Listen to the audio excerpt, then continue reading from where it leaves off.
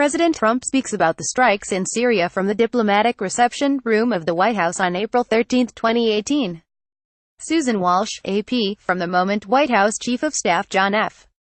Kelly first informed him late on the night of April 7 that dozens of people in a leafy suburb of Damascus had died choking and foaming at the mouth from another suspected gas attack, President Trump was determined to strike back in Syria. For him, the only question was how. This was a sudden change of tune for a president who only a few days earlier had said he wanted to withdraw U.S. troops from Syria's intractable war and, as he put it at an event in Ohio, let other people take care of it now. But the images of last weekend's atrocities haunted Trump, White House officials said, triggering 6 straight days of tense deliberations with his newly reorganized national security team, as well as coalition partners from France and the United Kingdom, over military options to retaliate against the alleged perpetrator he derided as Animal Assad. The result was 105 missiles raining down on 3 of Syrian President Bashar al-Assad's chemical weapons facilities Friday night. The morning after, Trump tweeted, perhaps faithfully, considering President George W.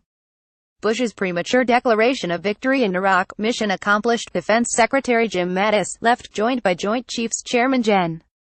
Joseph F. Dunford Jr., brief reporters at the Pentagon on April 13, 2018.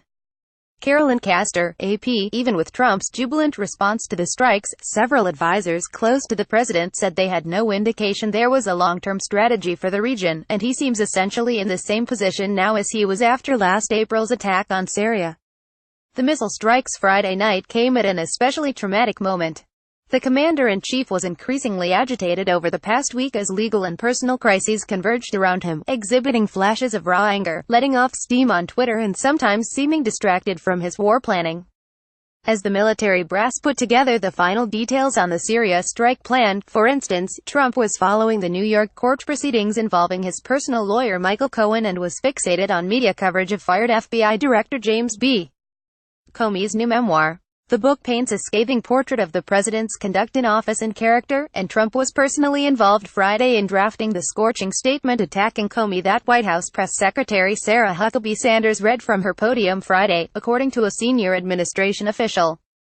Friday's surgical strikes were more restrained than the images Trump tried to conjure with his bellicose tweets previewing the action.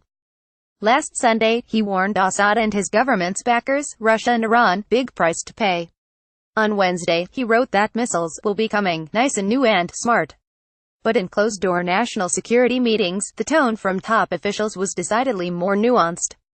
Hanging over the discussions was concern that a U.S. attack in Syria might provoke a conflict with Russia, which had threatened to retaliate. The absence of a clear strategy in Syria complicated the discussions. Trump had campaigned as a non-interventionist and vowed to withdraw from Middle East entanglements that he decried as costing American lives and treasure. White House Press Secretary Sarah Huckabee Sanders, left, and National Security Advisor John Bolton listen as President Trump speaks in the diplomatic room of the White House on April 13, 2018.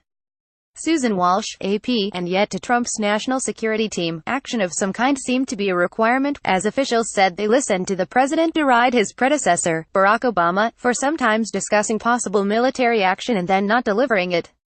At a White House dinner last Tuesday, Trump opined that the problems in Syria were caused because Obama did not enforce his red lines, according to one attendee, Alan Dershowitz, a retired Harvard Law School professor. Trump was insistent that the strikes impair the production of chemical weapons in Syria, and hoped that would prevent Assad from launching future attacks on his population, according to White House officials. He wanted to inflict more damage than the largely symbolic air assault he ordered in 2017 on a Syrian airfield, which Assad's forces quickly repaired. After the attack, military officials took pains to present Friday's operation as larger than the last time, emphasizing that the number of munitions used was roughly double. As Trump said Friday night in announcing the strikes from the diplomatic room of the White House, the purpose of our actions tonight is to establish a strong deterrent against the production, spread and use of chemical weapons. But as final options were presented, Trump was concerned about U.S. missiles harming civilians. When chemical weapons storage and research facilities were established as the targets, officials said, Trump sought assurances that hitting stockpiles would not let off plumes that could injure or kill people who lived nearby. Military officials said Saturday that they believe that no one, not even Syrian government personnel, was killed in the attack, which struck non-residential facilities in the middle of the night. Although options for more expansive actions were also discussed, the plan that Trump ultimately endorsed, with a mix of air and sea-launched missiles and sophisticated standoff airstrikes, was designed to minimize risk to U.S. and allied personnel and lessen the chances of unwanted escalation, officials said. National Security Advisor John Bolton, in his first week on the job, was a hawkish voice urging a meaningful show of force that would deter Assad. Trump also heard from some hawks on Capitol Hill, including Senator Lindsey Graham, RSC, who said he urged the president to forego his plan to pull back troop levels in Syria. "I fear when the dust settles, this strike will be seen as a weak military response and Assad will have paid a small price for using chemicals yet again," Graham said. Trump was characteristically impatient and wanted the military to take action quickly, officials said, but Defense Secretary Jim Mattis and Gen. Joseph F. Dunford Jr., chairman of the Joint Chiefs of Staff, steered a more deliberative and careful process. Mattis and Dunford articulated to Trump the risks involved with operating in Syria, including the possibility of escalation with Russia and Iran, or an unintended event that might drag the United States further into Syria's war, officials said. "We were not out to expand this," Mattis told reporters just after the attack. "We were very precise and proportionate." Military leaders calculated that retaliation from Syria or its allies could come immediately or in a harder-to-detect way, like the insurgent-style attacks that U.S. forces had faced from Iranian-backed militias during the Iraq War. Despite Trump's urgency to punish the Assad regime, the president allowed Mattis and his military leaders several days to coordinate an allied attack with the French and British, which the Pentagon argued would require naval maneuvers and target coordination among the three countries. Military officials also said they needed time to develop the right targets. While officials had been watching known Syrian chemical sites on and off for years, aerial surveillance time has been dedicated mostly to other areas of Syria, where the United States and allied local forces continue to battle the Islamic State. That meant the U.S. military needed to refresh its intelligence on the chemical facilities before targeteers could build the target packages that would guide the operation. As military leaders were busy plotting a strike plan in Washington, U.S. Ambassador to the United Nations Nikki Haley emerged almost immediately as a voice of the administration's outrage over Assad's suspected chemical attack, as well as over what she called Russian disinformation, to protect its Mideast ally. Haley used her position at the United Nations to place the American response in an international context, condemning both Syria and Russia during an emergency UN Security Council session on Monday. Hers was a display of traditional American diplomacy, fierce in the defense of civilians allegedly harmed by their own government, confrontational with Russia and mindful of the political and public relations needs of European allies, in an administration that frequently ignores regular diplomatic order.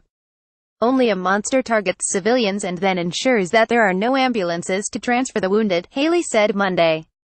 As Haley spoke alongside her counterparts from Britain and France, coordinating her remarks with theirs, Trump was on the phone with British Prime Minister Theresa May and French President Emmanuel Macron to forge a coalition. Spending the week at the White House with a pared-back public schedule, Trump was often distracted. On Monday morning, after learning that FBI agents had raided Cohen's office, hotel room and residence, Trump stewed with anger the remainder of the day.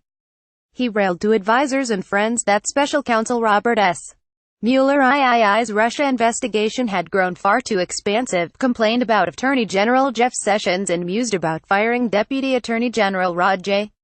Rosenstein. Officials said that Trump made little progress that day on Syria strategy. But the suspected chemical weapons attack in Syria lingered in his mind. On Wednesday, officials said, Trump awoke to learn on Fox News Channel that Russian officials had crowed that they could shoot down any American missiles fired on Syria. He vowed on Twitter, "Get ready, Russia, because they will be coming, nice and new and smart." Trump's apparent announcement of a missile attack surprised and rattled military leaders. Though the strategy talks were moving in the direction of military action, officials said, no decision had been made about whether, when or how to strike in Syria. It was not until Thursday that military leaders presented Trump final options on targets. Looming over the discussions all week were differing levels of comfort among U.S. officials with the intelligence surrounding the reported April 7 attack in Douma, just outside the capital of Damascus. Almost immediately, military officials identified the killings as more serious than other, smaller-scale chemical incidents that Syrian activists and medical workers had reported in recent months. Within hours of learning of the Doma incident through social media, military officials flagged it for their superiors and in short order began exploring retaliatory options for Trump. At U.S. Central Command in Tampa, officials in a dedicated planning cell dusted off earlier scenarios and discussed what sort of action might be taken. In Washington, Mattis or other senior officials talked through a possible strike with the White House. And as Trump conveyed more urgency on Twitter, the pace of Pentagon planning intensified. As they prepared to initiate the strike, U.S. commanders stepped up security measures for U.S. troops across the Middle East, putting a U.S.